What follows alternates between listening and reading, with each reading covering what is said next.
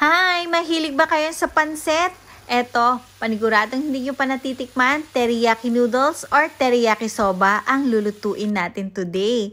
Ito lahat ng mga ingredients na kakailanganin natin.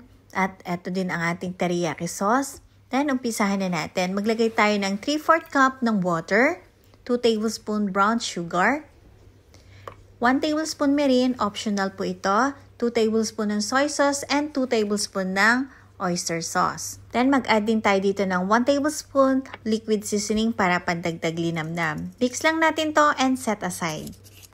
Sunod natin gagawin, prepare naman natin yung ating mga vegetables na gagamitin dito sa ating pansit na lulutuin.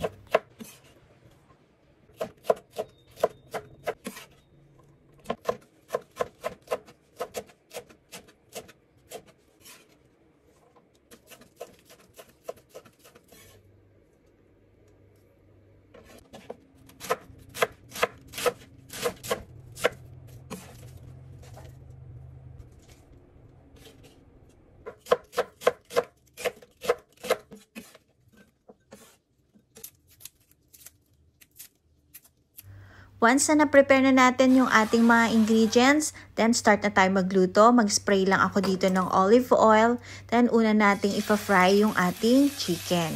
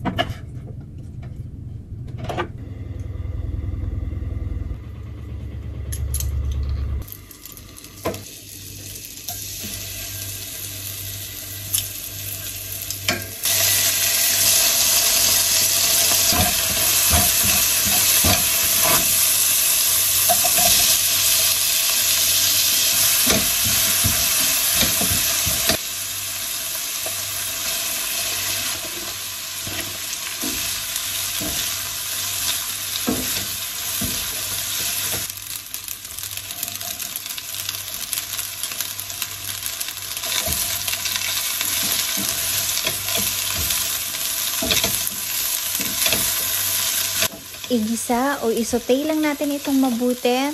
Then, pagkatapos nito, pwede na natin isunod dito ilagay ang ating teriyaki sauce.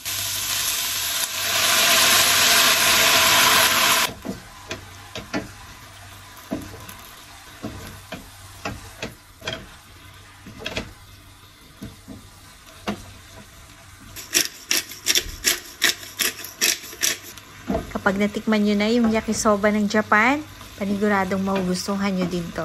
And haluin lang natin ito mabuti at malapit na itong maluto. Ilagay na rin natin yung na-fry na nating manok. Then haluin ulit natin ito. Yan, luto na po ito. Then lagyan na rin natin ito ng spring onions sa ibabaw. Then ready na tayong mag-plating. Nagustuhan talaga ng mga anak ko to, kaya paniguradong magugustuhan din ng family ninyo.